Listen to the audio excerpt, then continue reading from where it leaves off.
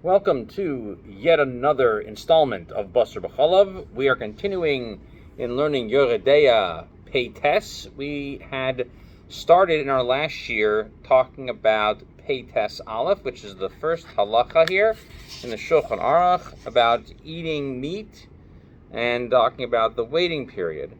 And we were talking about the machlokas that Rashi and the Rambam have, although they never met, contrary to some fun Jewish myths.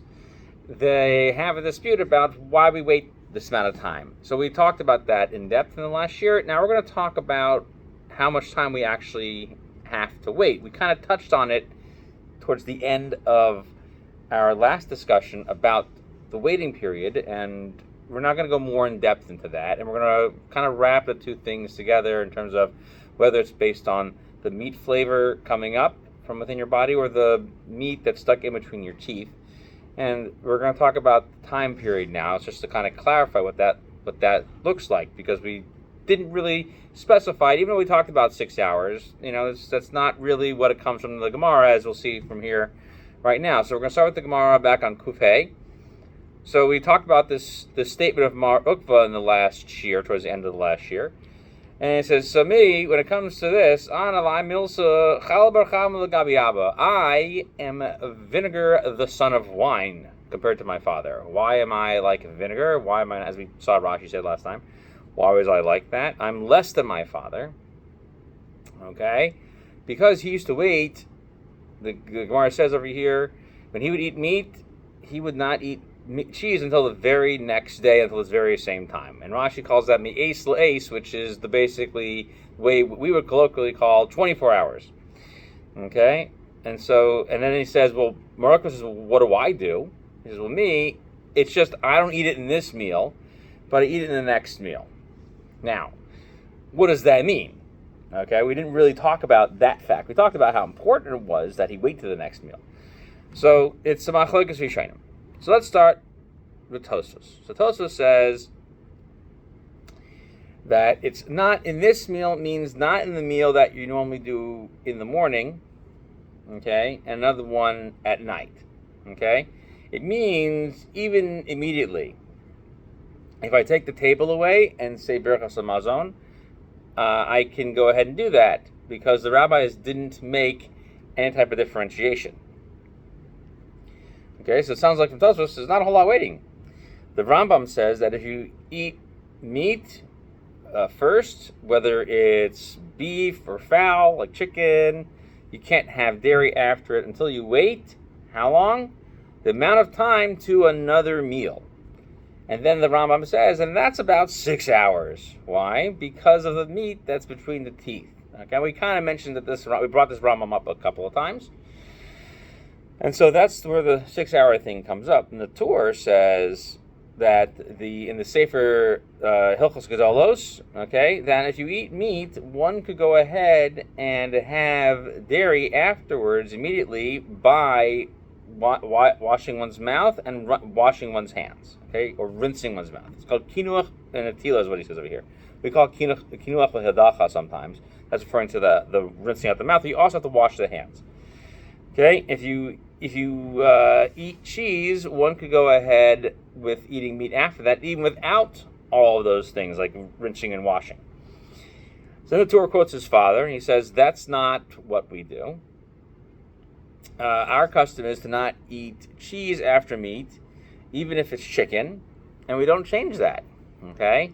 So therefore, one should not eat cheese after meat until you've waited the amount of time from the morning meal until the evening meal. And that is what the Torah says. The Beis Yosef then says, so, what is this custom? We said that we wait from the morning to the evening.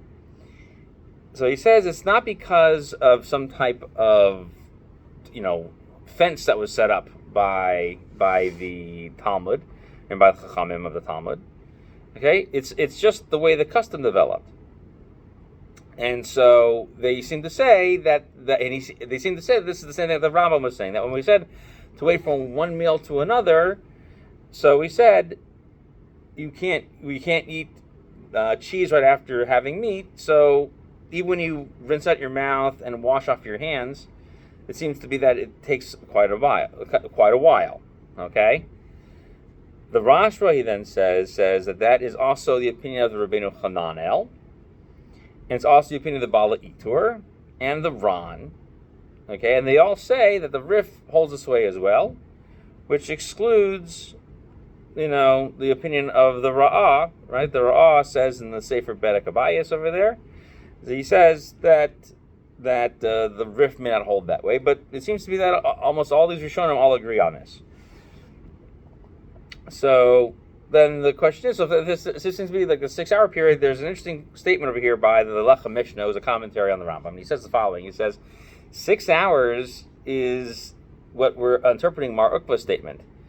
Okay? Because, that he was a Talmud Chacham, and there's another Gemara that implies that the time period when Talmud Chacham would eat the meal was by the 6th hour of the day.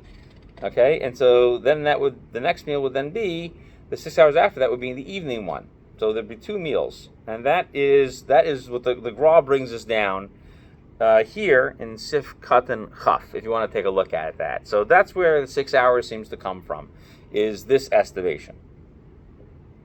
So we basically have 2 opinions. So you have the overwhelming majority of the Rishonim we just mentioned, like Rashi, the Rif, the Rush, the Ran, all these guys. Okay, that it should be some long period in between the meals, which we're going to say and estimate is 6 hours.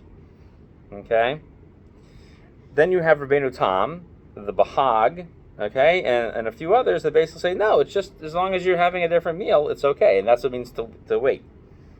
Okay, and you have to rinse yourself out. So that's the dispute. So, is there an additional length of time that's added on between meat and milk? Okay, so we saw, or when we talk about the Ramah brings other customs about waiting, which seem to disagree with all the other Rishonim. So one of those is the Sha'arei Dura, the Hagao Sha'arei Dura, which is a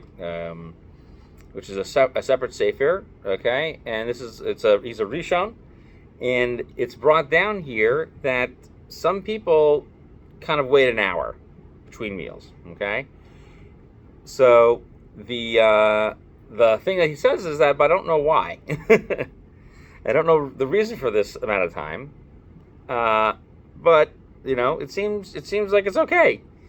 This minhag is also mentioned in other Ashkenazi poskim, so like the Orchos Chaim, and that's when the Ramah brings it, and then the Levush brings it.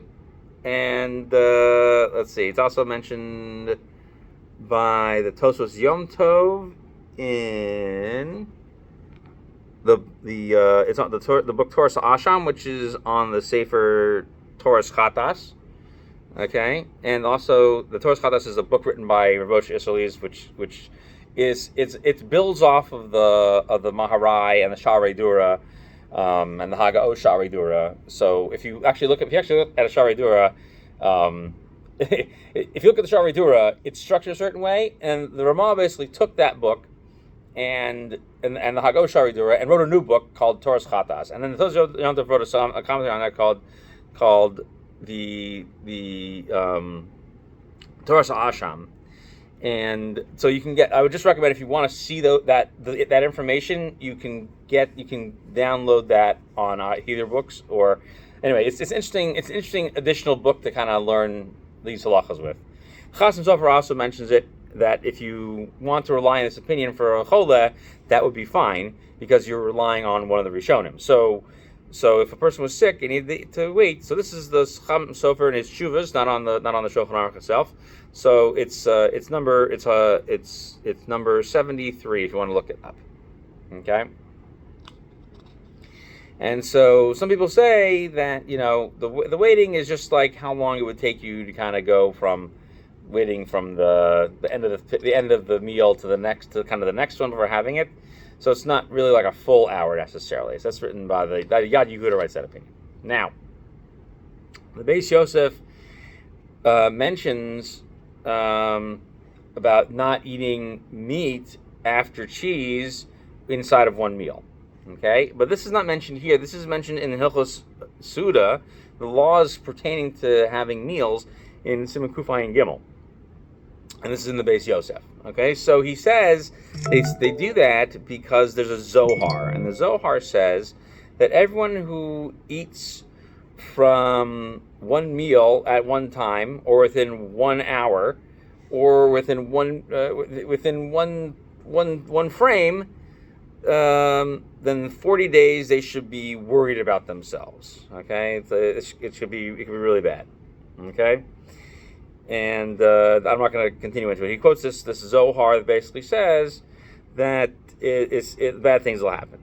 Okay, so let's suffice with that. So the Pri Chadash and the Gra say that waiting an hour is a minhag that comes from this Zohar, and that it's the same one that's brought from the Beis Yosef. So that's where this minhag originated. The Pri Torah makes a point over here that the Zohar is actually trying to say 6 hours and not 1 hour. And this is also echoed by the Chidah. Okay? And so, since we've already had this minhag, it doesn't seem to matter about this. So, but this is talking about also waiting for meat after cheese. In that case, that's referring to only 1 hour. Okay? And in another meal. So that's what he says. Okay. Now the Ramah, the Chacham Sodom over here, that if a person is not feeling well, then you can rely on the 1 hour thing, like the Chasam Sofer points out as well. But you also, he adds, different than the Chasam Sofer, is that you do have to go ahead and floss your teeth or pick your teeth. I'm saying floss is not the word that he uses. He talks about picking your teeth, but I'm saying to floss your teeth. Aruch Shulchan says the same thing, but he requires that the doctors are recommending that you drink milk. Okay, so that would be different than a person who is ill, but for whatever reasons. Let's say sometimes you need to just cure something, and they recommend milk. That would be the same thing. Okay, and again, this is also the same head that's mentioned in the Chasam Sofer said earlier. That he does limit it to a case of a person who has to be somewhat ill, like eating for him is difficult. So that's when you can rely on this, okay? But you're not allowed to rely on it in perpetuity, and that's what all these people say afterwards. Is that you are considered a poreit sketer to rely on this regularly, but you may rely on it in a case of great need. But you're still going to have to wash off your hands and clean out your mouth. Okay, let's talk about our good friends, the people who wait only 3 or 4 hours. So, there's a sefer called Mizmor David, and I have not seen it. I've only seen it mentioned in Rav Ovadiah's long tshuva, or Rav Yosef's long tshuva on this issue. And he brings down that there are people who waited 3 hours. And these people are in lands of Germany and in the eastern part of France. Okay? Sometimes we refer to that as the Rhineland, depending on where they were in that area, or the southern part of that. Okay? And this minhag was also found in Algiers, and in some places also in South Africa. Some people still have that because they left and I went there. So the argument is that in the winter months in those places, 3 hours was 6 shalos zmaniyos. Okay, and that they would wait only 3 hours between meals, and so therefore they said that the flavor didn't actually last longer than 3 hours, and so even in the summertime, why wait more than 3? Okay, and the Rabbeinu Yerucham is the only other Rishon, is really the only Rishon who really mentions this. And, some people think that maybe the Rabbeinu Yerucham has a mistake in it, but you have to wait, a little bit. And so some people mention that that this may be a mistake. But it is mentioned in a few places. So the Pri Chadash points out that waiting a shorter amount of time, and he says maybe only 4 hours when it's the winter time. This is close enough to 6 Zmanios hours. And the Minchas Yaakov, which is another commentary on that, he says that you're allowed to rely on this. So there are some people who say that 4 hours is enough as well. And some people do quote Reb Chaim Brisker, and they say the following, that after 5 hours, a little bit more than an hour is 6, and Ravad Yosef brings us down as well. He says you don't have to actually wait 6 full hours, it only goes into the 6th. Because the Rambam is saying that it has to be about 6 hours. Okay, and the Meiri quotes something like that as well. Let's see. Rav Yashiv is quoted as saying that to make a Radin, 5 hours and a little more is also fine. But people will usually wait 6 hours. So many people who were Hasidim of the Repshitzers and the Senzers, they only wait a little bit more. And yeah, so there's also the Pri Megadim also mentions that it should be 6 full hours himself.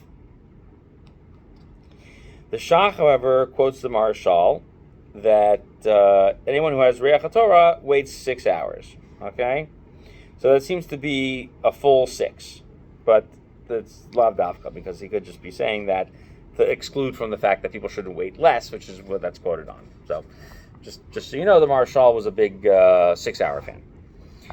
So how do you measure the 6 hours? Now that we're saying that, how are we actually measuring 6 hours? We just said that there's a machlokas about it. The Pri Megadim, as I mentioned, says it's one part of the 24-hour cycle that would go through one day to the next.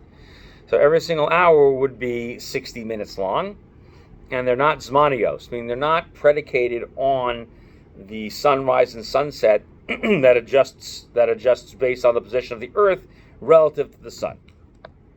This is also mentioned in the Knesset Gedola, Sefer Beis Lechem Yehuda, the Birkei Yosef the Chidah, the Chachmas Adam says it, and the Pri Toar. Fine. The Pri Chadash, however, does say that 6 hours is Lav Dafka, right? It's going back on the 4 hour thing. And so he says that that's why you could go ahead and wait less time, because it would suffice to have about 4 hours, because at some times of the year it's shorter. And so he says that this is based on the fact that it says, I didn't eat in this meal, it was the next meal. And so you're probably looking, at the sun. Okay, so he says that's a reason to be lenient on that. So the Mizmor David brings out, as we pointed out, there's also the Sefer Yad Ephraim and the Sefer Gina Sevardim. They all seem to like that. So those are the different opinions who are strict and who are lenient. Now, when do you start counting those hours? Okay, so in the Sefer Isser V'Heter, okay, so you start counting it from the moment you bench. Okay, so if you're hanging out in the middle of your meal, you wait. So we don't seem to pass that way, because most people seem to say that as soon as you stop eating meat is when you can start counting it, because there's no reason not to do that. And Degel Mervava on the page actually makes a little notation. He says that that's the case. The Aruch HaShulchan, however, is that even though you don't need to count from the time of Berachos Hamazon, he says that you're eating other foods, so that could actually drag it out a little bit. And so therefore, he says that could help drag it out, and so that's why you need to wait for another meal. And so you have to stop eating or for the breakdown to occur. Okay, now, counting 6 hours. What if I don't remember when I stopped eating? Okay, so this is actually mentioned in the Yad Yehuda. Yad Yehuda is an interesting sefer. He's brought down a lot. It's a separate sefer on Yoreh Deah.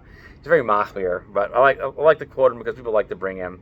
But when I mention the Yad Yehuda, just know that there's a lot of chumras, and a lot of poskim who lived in a generation or two before me used to just say, I've never heard of him. He's very machmir.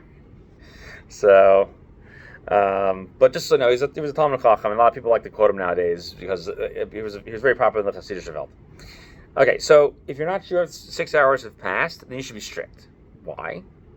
Because this is a davar sheish l'moterin. So he argues that since it's going to become permitted, just wait a little longer. All right? Now, nobody agrees with him. So the Darkei Tshuva brings him down, and he says that everyone disagrees with that because it's not davar sheish l'moterin, because I can now have a sveka. Maybe the lachas are better tam, and you don't really have to wait. And even if it's like these guys, maybe 6 hours have passed. That's what he argues. And the truth is, you actually say that maybe Maybe the 6 hours is already done for a lot of different reasons. Maybe because it's already been 6 hours. Maybe because the halacha isn't really that it's 6 full hours. Maybe because of this, maybe because of this. The Chacham Sanim, however, says that a sveik sveika by davar sheishlo materin. He says that seems to be only permissible if it's a real deal, and this also seems to be. There's also a Magen Avraham.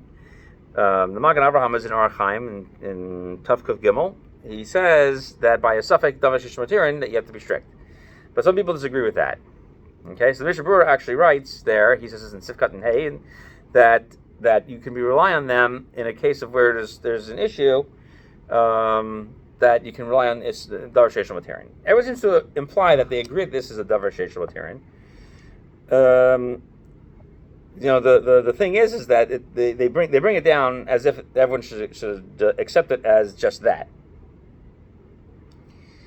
So it's not really, it doesn't seem to be so permitted. So in the case in Tav Kuf Gimel, it's talking about if you're not sure if something was cooked on Shabbos Yontif. So it's not really necessarily totally comparable. So even though they bring it down, that it seems to be davar sheishlo materin. So they asked. Someone asked Rav Yasher about it. He doesn't know if there's really a reason to call it that. So he says, if you have at least 3 hours passed, you could rely on it because it's suffix derabanan. So Rav Yasher seems to not accept that this idea is davar sheishlo materin. So I think that's an acceptable way to look at it. You have to look at it as if it's fairly reasonable that at least a specific amount of time has at least passed. If you don't remember, you don't remember. And so does that mean you have to watch the clock? I don't think so. I think what it means is that you should really, if you know what time it is, you should really wait. And especially since it should feel, if it feels like you don't really have those problems anymore, and you've cleaned out your mouth, and you've done all these other things, that seems to be what Rav Yashiv is basically saying. Now let's look at one more. Let's see. I think. Let's see here. Let's look at my notes here. I have a lot of notes on this. All right. I think. Yeah, because the next thing I want to get to over here is what happens if you still waited 6 hours. You still have meat between teeth. So I think I want to stop. I think I want to stop with this. This isn't like a normal 30 minutes here, but let's go over these halachas a little bit, and I want to come back to talk about. We'll talk about next time. But what happens after the 6 hours has passed and you still have stuff in your teeth? And then, we'll keep moving on because we're going to move on to Sif Beis soon as well. Because in Sif Beis, over here, we're going to talk about, we're starting to mention a little bit that you can have cheese after meat. And you just have to make sure that you wash your hands off. So we haven't really been looking at that because we've been talking more about the waiting and these type of things.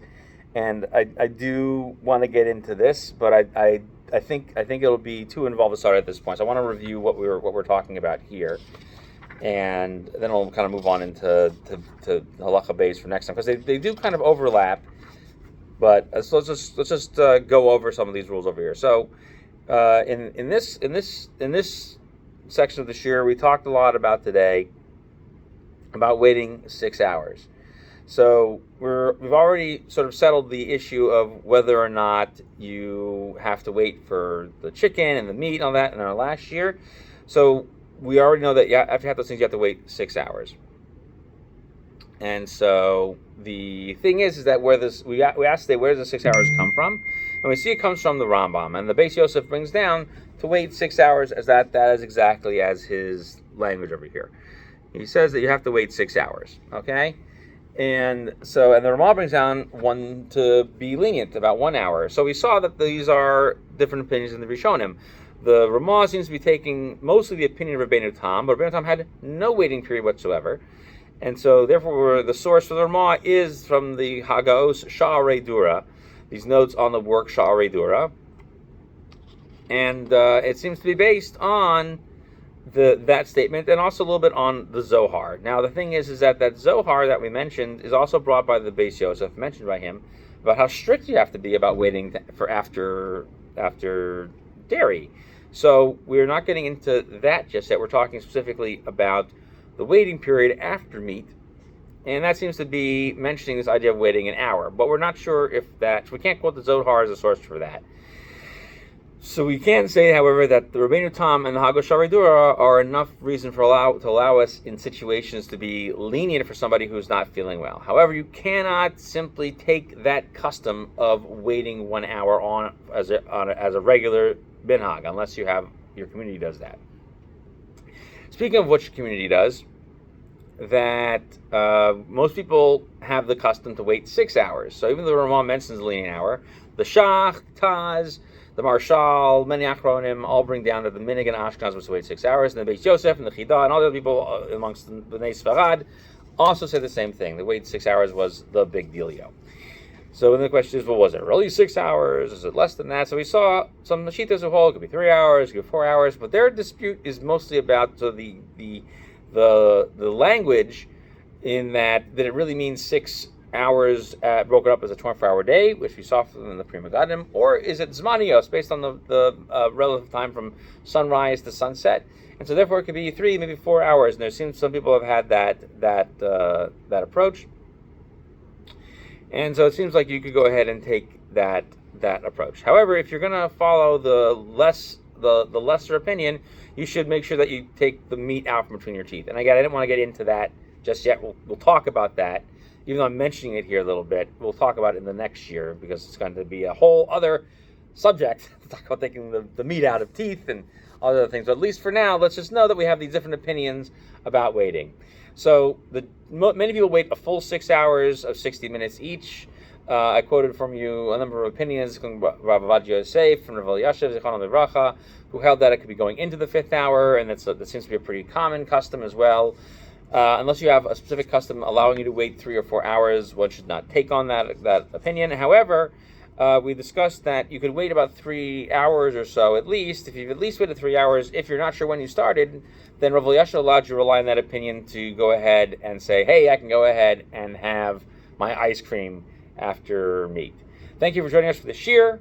We look forward to continuing with you, talking about this custom of waiting 6 hours between meat and milk, and telling you more about it for next time. Until then, Kol Tov.